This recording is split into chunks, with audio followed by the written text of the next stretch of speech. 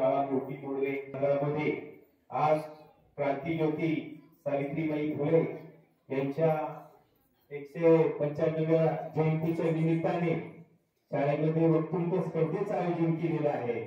या वक्तृत्व स्पर्धेच्या उद्घाटन समारंभासाठी मोरे गावच्या प्रथम नागरिक शीतलताई मोरे यांचे प्रतिनिधी म्हणून वैभवदादा मोरे उपस्थित होते। त्यांचे या ठिकाणी मनापासून मी आभार व्यक्त करतो।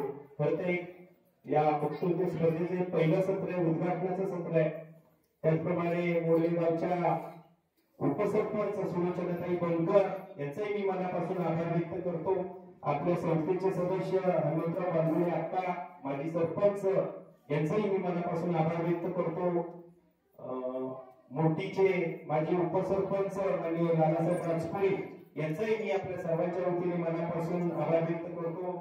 मोरेगावच्या पोलीस पाटील रजनीताई मोरे यांचाही मी या ठिकाणी मनापासून आभार व्यक्त करतो।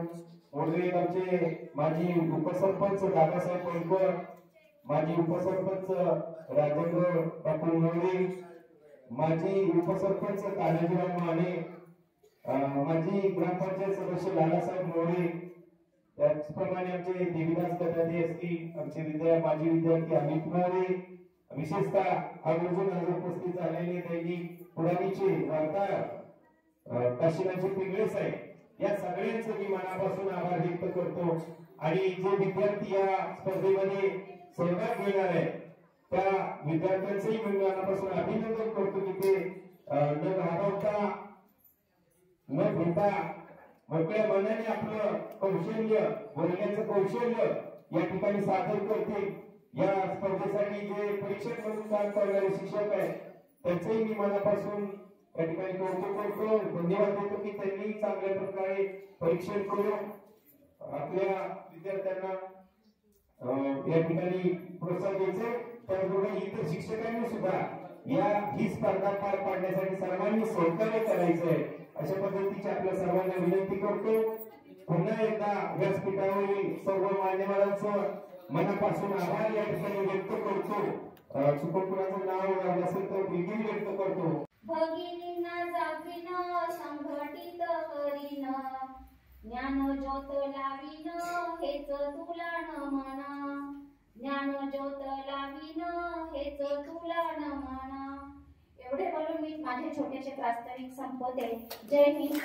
आज क्रांतीज्योती ज्ञानज्योती सावित्रीबाई फुले यांची जयंती, अर्थातच राष्ट्रीय बालिका दिवस म्हणजे 3 जानेवारी। स्त्रिया मुलींना शिकतेसवरते करून त्यांना सामर्थ्यशाली बलवान करून त्यांचे म्हणजे आम्हा मुलींचे युगच बदलवणाऱ्या विभूतीस तिच्या पुण्यस्मृतीस विनम्र अभिवादन। सावित्री वक्तृत्व चषक 2025च्या विचारमंचावर मी कुमारी साक्षी शेखर हरिहर इयत्ता 8वीची विद्यार्थिनी तुमच्या पुढे विषय मांडत आहे क्रांतीज्योती सावित्रीबाई फुले। जरी काळोख्या वाटा तरीही चालत सदैव जावे, जाता जाता या ओठांवर गीत क्रांतीचे गावे। डोंगर वाटा तुफान लाटा तमाट सावी काही, ठाम असावा मार्गा फुला दिशा दिशातून दाही। स्मरण करूया क्रांती ज्योतीचे वाचून इतिहासाला, स्वातंत्र्याचा अर्थ खरा मग कळेल अक्षराला। हाती लेखनी आमच्या नसती जर का आली तेव्हा, कळले नसते सूर्य उगवला नभोमंडपी केव्हा। या ओठांनी सदैव गावी सावित्रींची गाणी, तिच्या प्रयत्नी आम्हाला भली अमृतवाची वाणी। वंदन करूया तिसला सारे कर जोडून आता, तिच्या चरणी झुकता राहो माझा तुमचा माथा, माझा तुमचा माथा। नमस्कार मंडळी, तुम्ही मला ओळखलं नाही, मी क्रांतीज्योती सावित्रीबाईंची लेक। अहो दान नाही की भीक नाही की 33 कोटी देवदेवतांचा आशीर्वाद नाही, अहो दान नाही की भीक नाही की 33 कोटी देवदेवतांचा आशीर्वाद नाही। मुलांना शिक्षण घेणे हा आपला हक्क आणि अधिकार आहे। छत्रपतींची तलवार हातात घेतल्यावर शौर्याने लढणारच आणि सावित्रीबाईंचा मेंदू डोक्यात घेतल्यावर या देशाला यश मिळवणारच। जग बदल घालून घ्याव सांगून गेले माझा भीमराव, जग बदल घालून घ्याव सांगून गेले माझा भीमराव, म्हणून हेच गावघाला मुळावर उभी आहे मी सावित्रीबाईंची लेक। अहो विद्येविना मती गेली, मतीविना नीती गेली, नीतीविना गती गेली, गतीविना विक्त गेले, वित्तविना शूद्र घचले। एवढ्याने ते का असह्य विद्येने केले, म्हणून म्हणते मी सावित्रीबाईंची लेक। शिक्षण घेऊन ज्ञानी होऊन जाणार नाही, बळी जातीभेद नको आम्हाला माणसे सारी एक, मानत नाही देव आम्ही भीतीना आम्हामुळे। सावित्रीबाईंवर कितीही फुले उधळली तरी ती कमीच पडतील, त्यांचे उपकारच असायचे पिढ्यानपिढ्या कीर्ती। माझे विचार सावित्रीबाईंचा जन्मदिवस 3 जानेवारी 1831 या शुभ दिवशी सावित्रीबाईंचा जन्म झाला. तसेच एका गरीब मुलाला प्लेगंद छाती जीवनदान देताना त्यांना आपल्या जीवाचे दान करावे लागले आणि 10 मार्च 1897 रोजी सावित्रीबाई आपल्याला सोडून गेल्या. त्यांच्या महान कार्याच्या रूपाने आज आपण जिवंत आहोत. म्हणून म्हणते, ऐकून घ्या खरं सावित्री ज्योतिबाची कथा. सन 1848 साली ज्योतिबांनी शाळा सुरू केली नसती आणि त्यांच्या पत्नी म्हणजे सावित्रीबाई फुले यांनी मुलींना शिकवण्याचे खंबीरपणे कार्य केले नसते, तर आज मुलींना चूल आणि मूल एवढंच कळलं असतं आणि आज मुलींना उंबरठ्याच्या बाहेर पाय ठेवण्याची समाजाने परवानगी दिली नसती.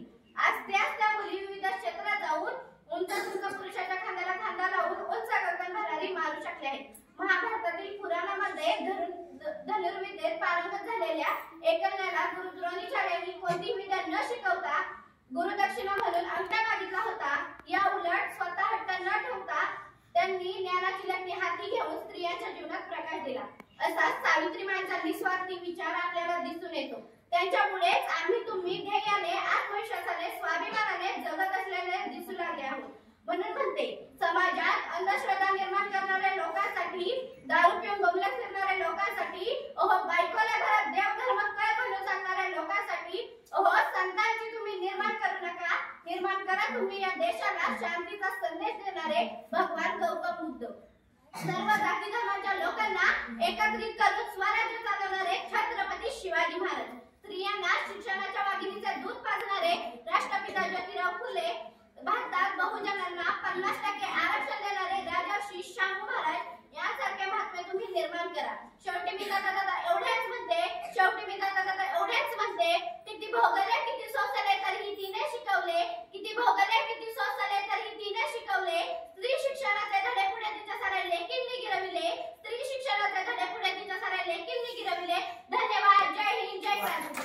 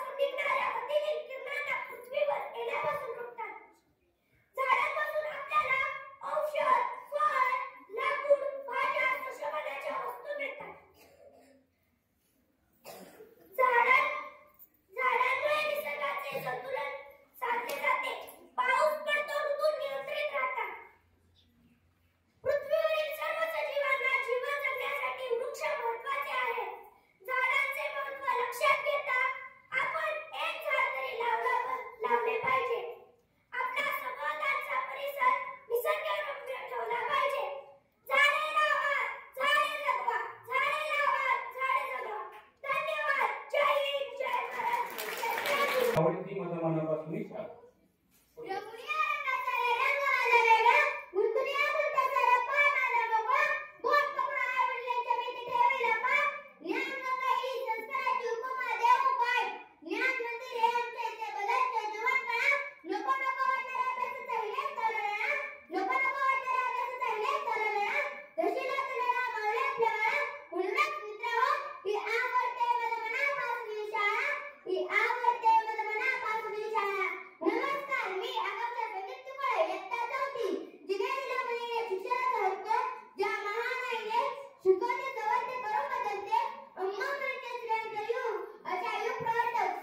United